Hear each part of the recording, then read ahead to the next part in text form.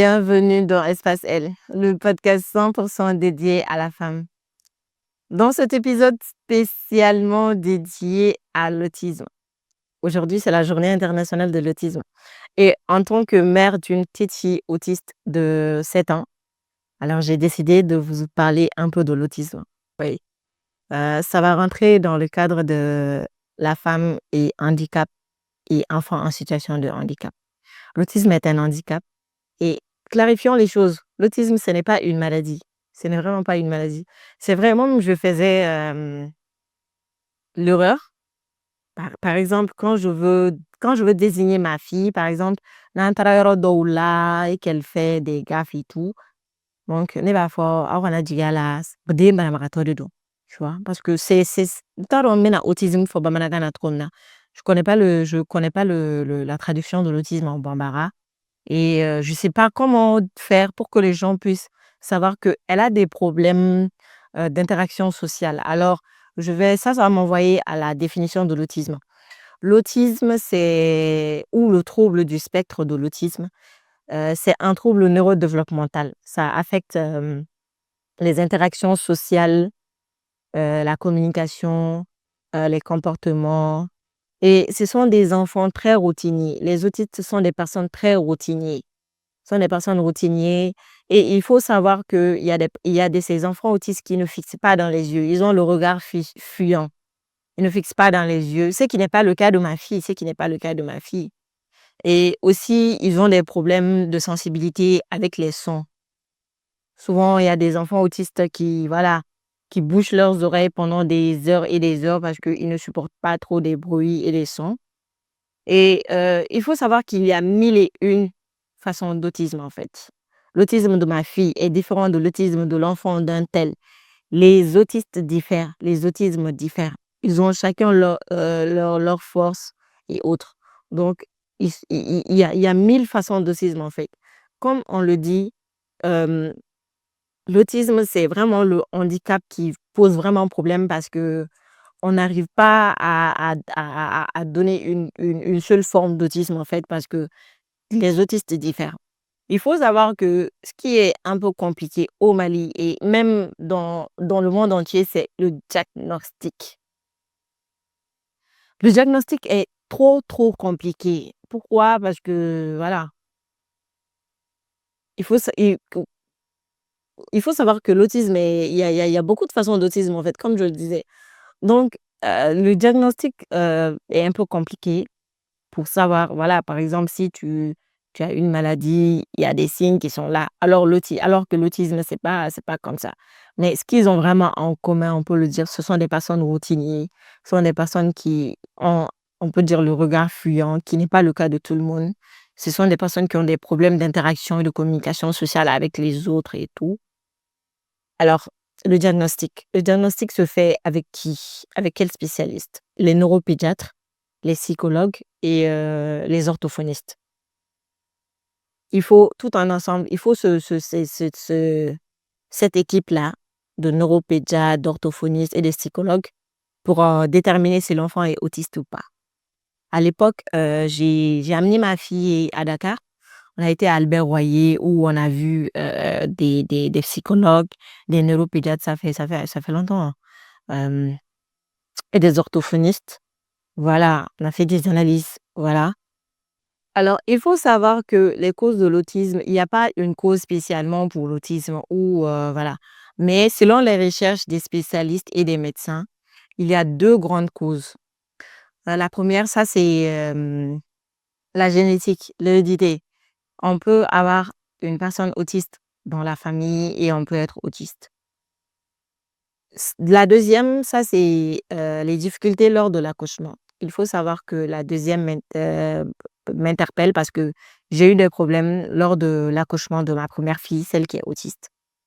Alors, j'ai perdu les os plus de 24 heures sans avoir de contraction. Je ne savais pas c'était une première grossesse. Et après, on a déclenché le travail.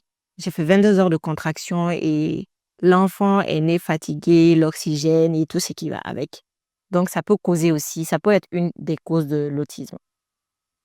Alors, il faut savoir que Sur 3 enfants plutôt, sur 3 enfants, 2 sont garçons.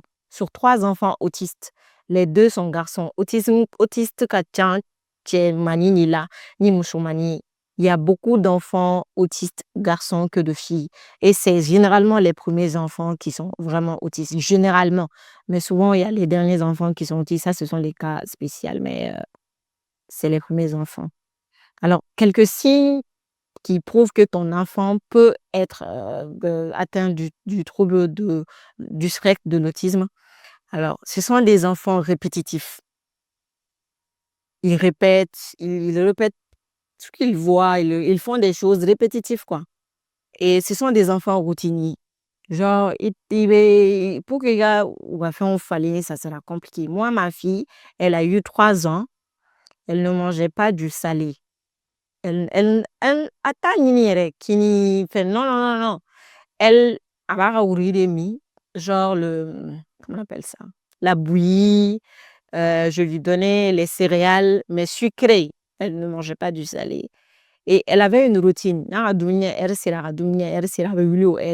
une routine. Et elle est hyper active. Hyper, hyper active. Genre, elle passe toute la journée très active. Tu sens en elle qu'elle est fatiguée, mais elle-même, elle ne peut pas se reposer en fait.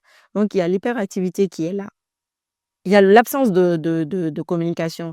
Il y a des personnes autistes qui ne sont pas verbales. Par exemple, ma fille, elle n'a pas encore parlé, elle a 7 ans. En fait, elle prononce quelques mots, maman, papa, et elle prononce des mots répétitifs. Mais elle ne parle pas. Elle ne fait pas de phrases ou elle ne pose pas 2 syllabes en fait. Donc, elle ne parle pas. Euh, Ce sont des enfants qui ont le sourire permanent. Ah ouais. Pour ceux qui connaissent la princesse autiste, elle sourit tout le temps. Elle peut s'asseoir comme ça seulement. Elle dit, genre, tu vois. Voilà. Et ce sont des personnes, tu vas dire que ni où ils ne te répondent pas. Quand tu les appelles, ils ne répondent pas. Moi, ma fille, je l'ai amenée à l'oreille pour voir si elle n'a pas de problème d'oreille, en fait, d'audition. Parce que Iba Wole, tu l'appelles Assitan, Tanti. En fait, elle ne te dit pas, hein, quoi. Elle ne répond pas, elle ne se tourne pas pour savoir qui l'a dit quoi. Elle s'en fout. Mais peut-être elle peut réagir. Quand je dis réagir, peut-être quand tu dis Tanti, Tanti, elle ne répond pas. Tanti, la Dominique, Tanti, la Nyam Nyam, viens manger. Tanti, viens manger. Peut-être qu'elle peut se déplacer sans te regarder, faire comme si elle ne s'intéressait pas à toi, venir s'asseoir manger ou venir à côté de toi. Mais ça, peut-être, c'est même pas immédiat. Ou souvent, elle s'en fout. Elle a un intérêt particulier pour les jouer. Ça, c'est presque tous les enfants autistes. Ils s'en foutent de toi. Ils s'en foutent de toi. Qu'il y ait des enfants à côté ou pas, eux, s'ils ont un jouet, ils peuvent passer toute la journée avec leur jouet sans s'intéresser aux personnes. Donc, si tu veux attirer leur attention, tu prends un jouet, tu attires leur attention. Les enfants autistes sont comme ça. Alors, ils n'ont pas de djinn. S'il vous plaît, ils n'ont pas de djinn. Ils ne sont pas maraboutés. Les parents ne les ont pas échangés contre de l'argent. Je ne sais pas comment je vais le dire.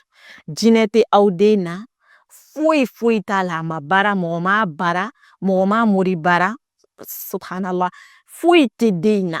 Din betan, trouble neurodéveloppemental libala bana. Il ne faut pas que les gens vous mettent dans la tête que votre enfant a été marabouté ou que ce sont des djinns ou on l'a échangé contre de l'argent parce que on va faut qu'il y ait rien de tout ça, sincèrement. Parce que moi, personnellement, je suis tombée dans ça. Subhanallah. Et ni me sais qu'à conseil moi, je le donnerai. Votre enfant n'a rien de tout ça, en fait. Alors, ce que je vais dire, les conseils que je vais vous donner, c'est vraiment de pouvoir diagnostiquer votre enfant, d'accepter que votre enfant a quelque chose, de le diagnostiquer. Si le diagnostic montre qu'il est autiste, alhamdulillah, il y a les suivis, il y a les écoles inclusives qui sont beaucoup aujourd'hui à Bamako, il y a les orthophonistes, il y a aussi Amaldem. Amaldem que beaucoup négligent. Amaldem, ils ont une bonne formation. Moi, au début, j'ai amené ma fille à Amaldem quand elle avait 3 ans, 2 ans et demi, 3 ans. On l'a amenée à Amaldem. une fois par semaine et elle voyait un orthophoniste, un spécialiste, un éducateur spécialisé et un psychologue. Donc, ça l'a aidé avec son interaction avec les personnes et tout. On a vu vraiment le changement. Et après, nous l'avons amené dans une école spécialisée pour les enfants en situation de handicap. N'ayez pas honte de votre enfant. N'ayez pas honte de votre enfant. Parce qu'en Afrique, on cache les enfants, on a honte de nos enfants, on a honte de les montrer en public. Personnellement, je suis fière. Je suis fière de ma fille. Ce n'est pas moi qui l'ai rendue autiste. Ce n'est pas lui qui s'est rendu, elle qui s'est rendue autiste. C'est comme ça. On n'avait pas le choix et c'était pas nous, c'est Dieu. Ne comparez pas votre enfant. Je le faisais. Ma fille, elle a marché à 2 ans, 8 mois. Et il y a d'autres, leur enfant a plus de 10 ans, ils n'ont pas encore marché. Donc, c'est pour vous dire, ne comparez pas votre enfant. Essayez d'être là pour cet enfant-là. Donnez-le beaucoup d'amour. Amenez-le chez les spécialistes, les orthophonistes, les psychologues pour un suivi, pour un accompagnement. Il y a beaucoup d'écoles inclusives aujourd'hui au Mali et j'en profite pour vous diriger vers le groupe scolaire inclusif Les Rythmes qui se trouve à Badlabougou, près du Choupret. Ils sont bien là-bas, ils prennent les enfants en situation de handicap, surtout les enfants trisomiques, les enfants qui ont des retards psychomoteurs, les enfants dyslexiques et les enfants autistes. Donc, ils ont un bon programme et tout. J'espère que dans ce podcast, vous avez eu le maximum d'informations sur l'autisme. Alors, observez votre enfant et si vous voyez ces signes-là, ou si vous remarquez ces signes que j'ai précédemment énumérés, prenez rendez-vous chez un spécialiste, un orthophoniste, un neuropédiatre, un psychologue et continuez son suivi. Et bonne chance à toutes les mamans. Toutes les mamans sont des héroïnes. Mais les mamans des enfants en situation de handicap sont des super héroïnes. C'est tout pour ce podcast. Merci d'avoir suivi. Et j'espère que vous allez aimer cet épisode spécial autisme. Merci beaucoup. Prenez soin de vous. Le podcast par elle, pour elle, avec elle. Espace elle.